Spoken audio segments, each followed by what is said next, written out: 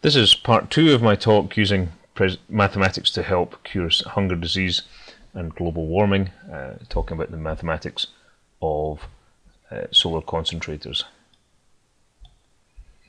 The first part of the talk we asked the question, what angle should the lid be open to if we have a box with a reflective lid sitting on a horizontal surface and the sun coming in at a specific angle. We're going to now look at a second question, and it's going to involve the solar concentration ratio. This measures, if you like, the effectiveness of a solar concentrator. Very simply, it's the area of the reflective surface divided by the area of the target. In this case, where both are circular, it's the square of the diameter of the reflective surface divided by the square of the diameter of the target. So we're going to ask the question of our box, what is the maximum solar concentration achievable with this box?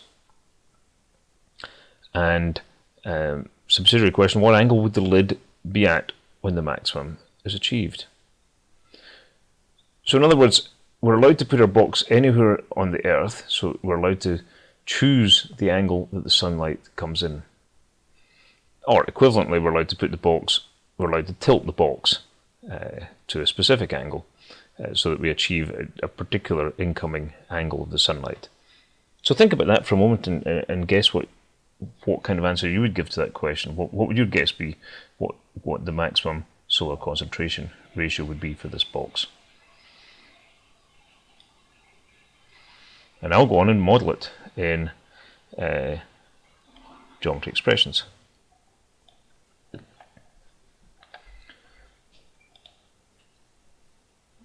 We're going to be using calculus in this example, so I'm going to sit in radians.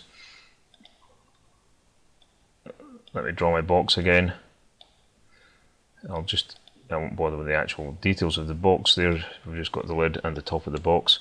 We'll make them congruent. I'm going to specify the length of the box to be A, and I'm going to lock that. So now the box lid, if we grab it, closes appropriately. The thing we're interested in is the angle of the box, and I'm going to make that x. That's my variable.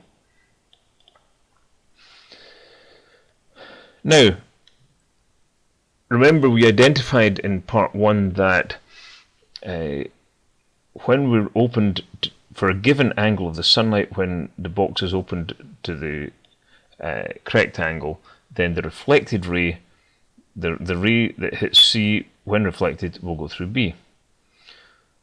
So we could do this problem in reverse. There's the reflected ray. Again, because it's sunlight, I'm going to change its colour.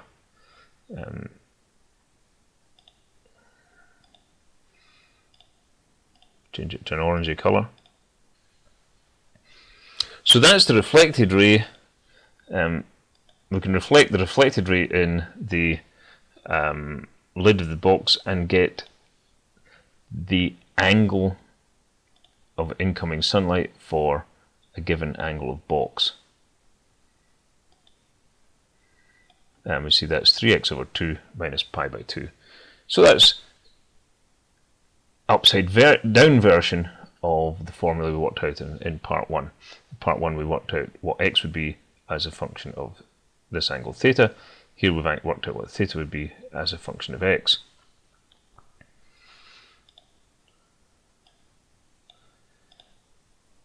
Now let me just draw a line through B and make it parallel. The quantity of sunlight that we have captured is in fact the distance between these two parallel lines. Now, geometry expressions won't let us compute the distance between a pair of parallel lines, but it will let us compute the distance between a point and a line.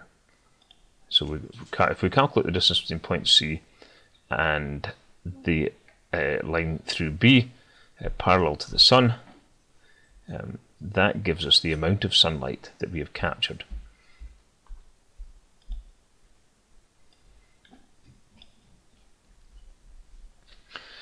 we have an absolute value there. I can use assumptions to get rid of the absolute value.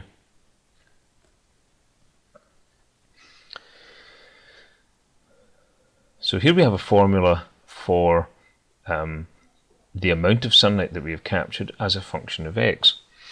So then the question becomes, well, what value of x would give us a maximum for the amount of sunlight that we have captured? And for that we're going to use calculus, and we're going to do the calculus in Maple, although you could do it by hand.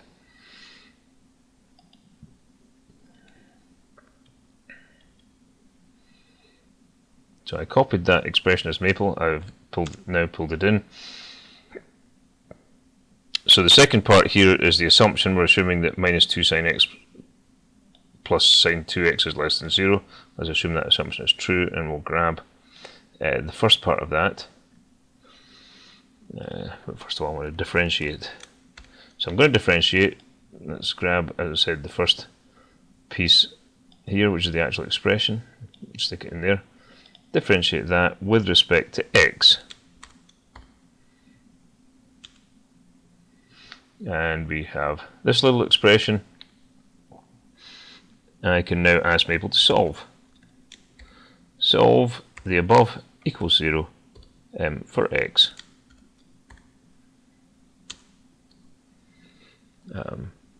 And Maple comes back with the nice answer, pi minus arc cos a third.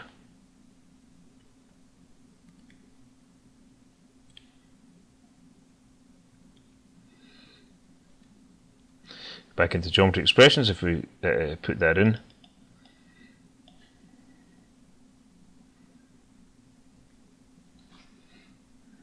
Yeah, we've got pi there.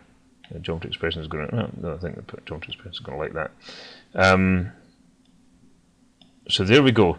There is the optimum, and there is the solar concentration ratio at the optimum. So the optimum solar concentration ratio is 8√3/9. These angles are, of course, given in radians here. Let's have a look at what they would be in degrees. We can do that in a variety of ways. What I can do simply in my drawing,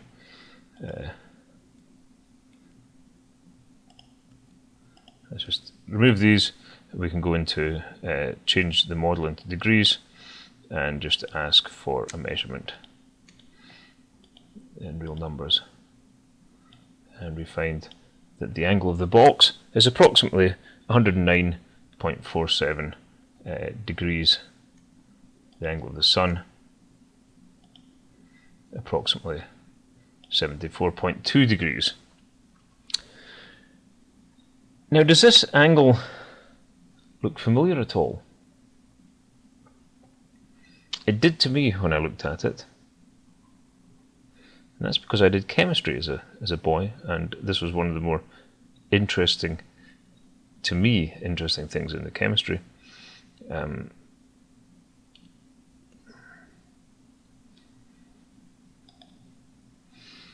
109.47, this is just an approximation here, is in fact exactly the tetrahedral angle.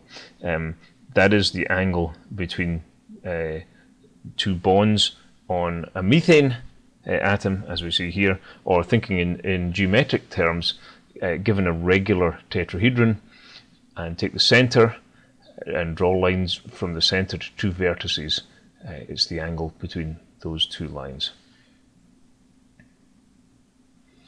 So there's a familiar angle showing up in a new place. This is the end of the second part, and we'll look at parabolic reflectors in part 3 of the presentation.